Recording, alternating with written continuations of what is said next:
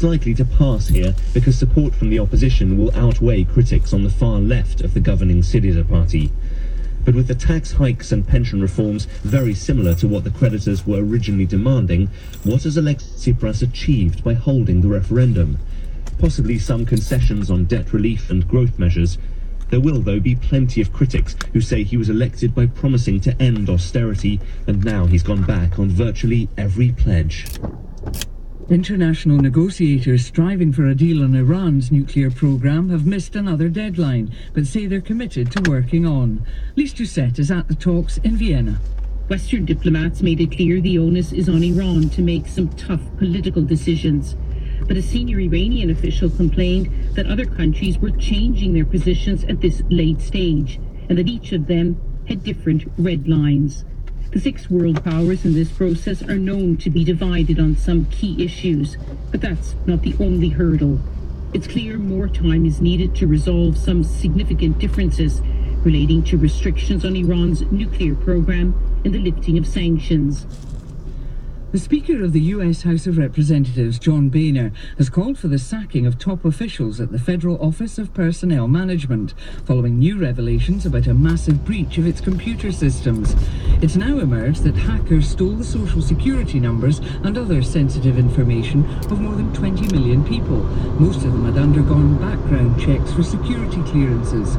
The agency had already announced the theft of data on more than 4 million current and former government employees. The BBC Washington correspondent says the scale of the breach is unprecedented.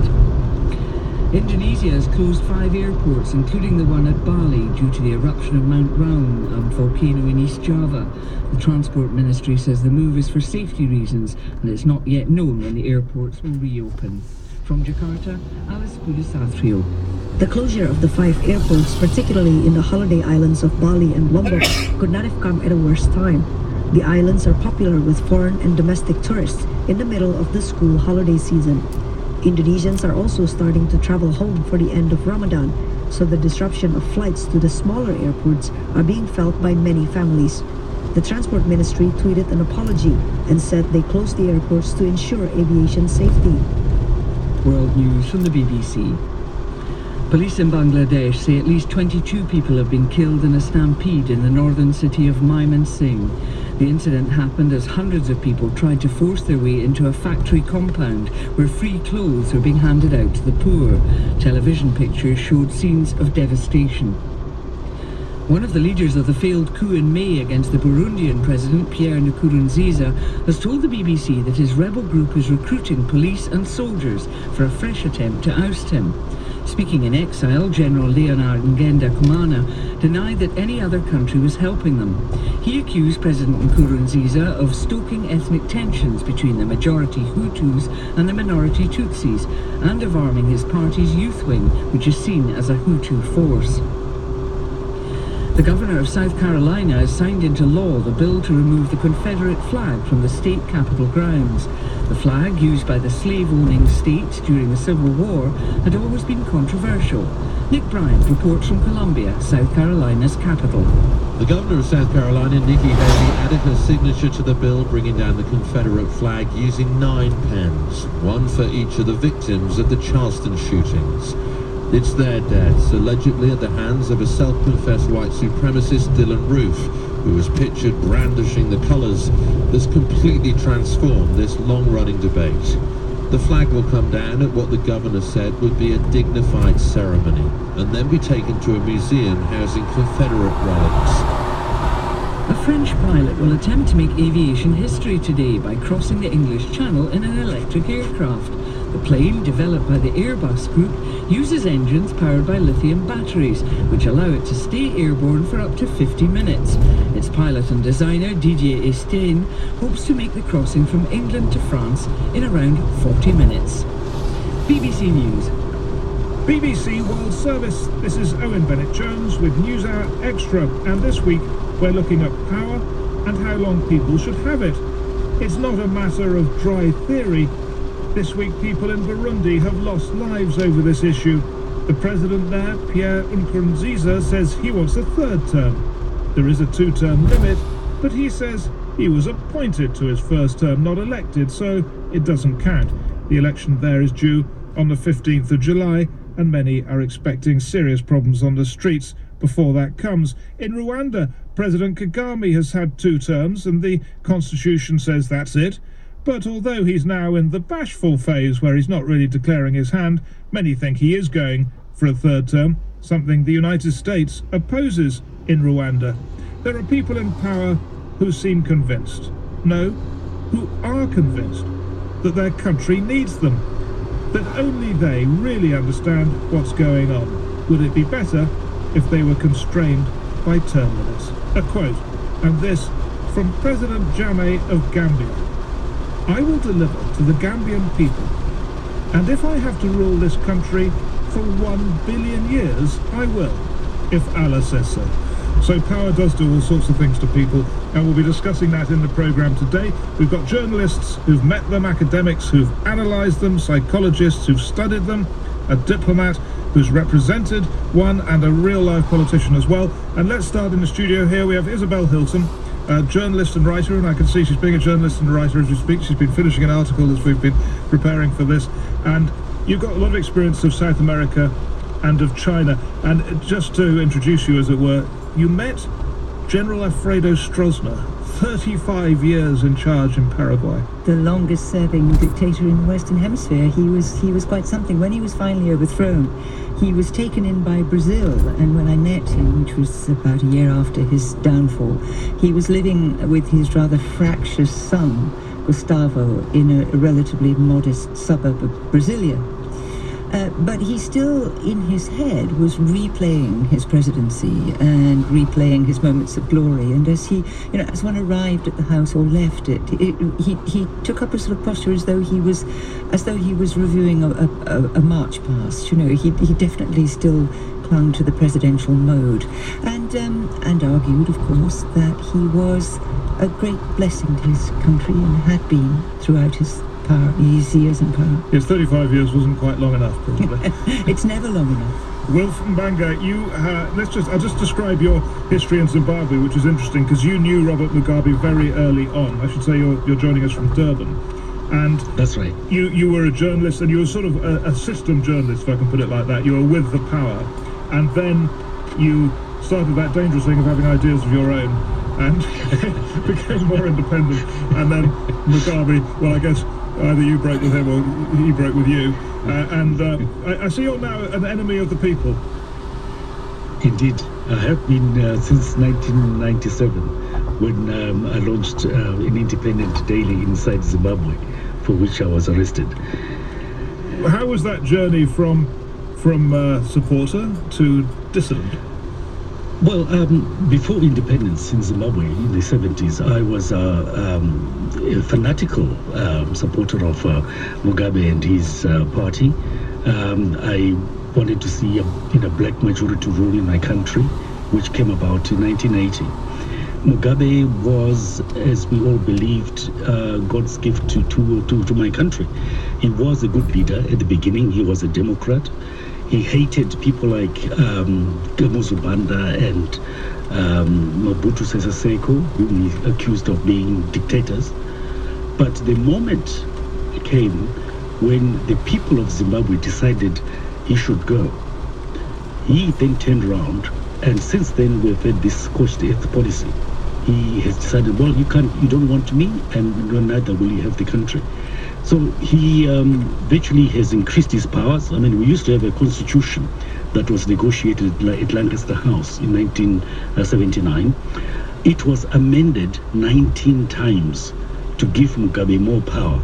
Yes, well, I can see you're an enemy of the people. the way you're discussing it. We'll hear more about Mugabe later, and we will actually hear from the man himself. We've got a bit of tape of him talking about term limits.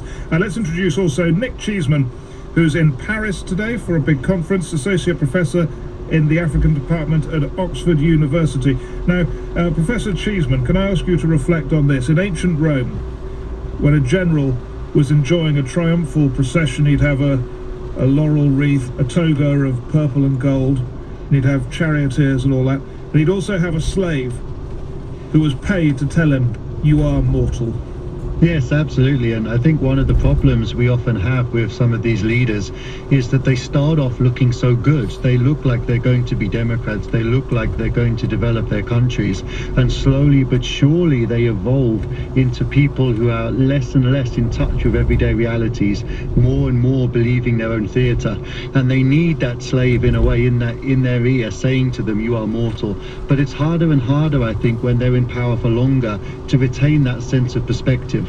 And one of the things that's very difficult is that leaders who look like they're doing a great job and therefore maybe have a claim to a few more years in power at the moment often end up being the people we lament who hold on to power and undermine all of the good things they've done in their country in the long term. And that's the big question for people like Kagame today. He may look today like a leader who's doing some good things for his country, but by allowing that leader to stay on and stay on and stay on and to think about himself of being in power forever, as you said earlier, for 1 billion years, do you then set in motion a set of processes by which that leader themselves becomes part of the problem in 10, 20 years, when it's clear that they do need to go, but they no longer want to? It's a very interesting thought to have a constitutional provision everywhere where you have to have someone saying you're mortal. It will end one day. Professor Kishore Mahbubani, now you're from the Lee Kuan Yew School of Public Policy in Singapore, and you've been a diplomat for many years, a professor for many years, and you knew Lee Kuan Yew.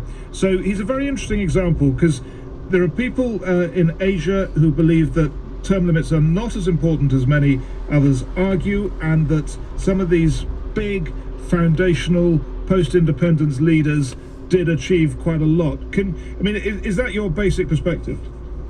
Well, I would say that there is no simple universal rule that you can apply to every part of the world.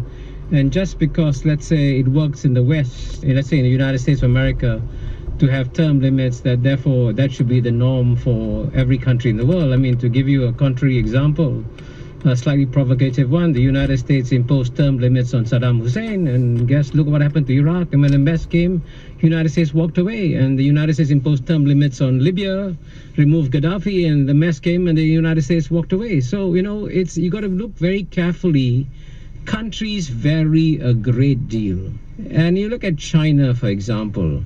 If you look at Deng Xiaoping, for example, Deng Xiaoping, I must say, magically transformed China from one of the most desperate countries in the world to becoming one of the most promising countries in the world. And if you had tried to impose term limits on Deng Xiaoping, it would have been a big disaster. So you have to look at it country by country and not assume that there's one simple, universal Western rule that can apply to the whole world. Okay, I'm just going to bring in Isabel Hilton, because she has the advantage of being here in the studio, so I can see that she clearly didn't agree with something there. So what's your point? Well, I guess I'm very surprised if people agree with me. two observations about that. One that Deng Xiaoping certainly did a lot for China, but a lot of the damage that he was repairing was caused by the previous incumbent, who was another man who would brook no term limits. The first 30 years dominated by Mao. And in fact, Deng Xiaoping did bring in term limits. He brought in a maximum 2-term with the promise of an orderly transition out of power for the Communist Party leadership. And although, he himself exercised power from behind the screen for quite a long time in his retirement, he did retire. He believed in term limits.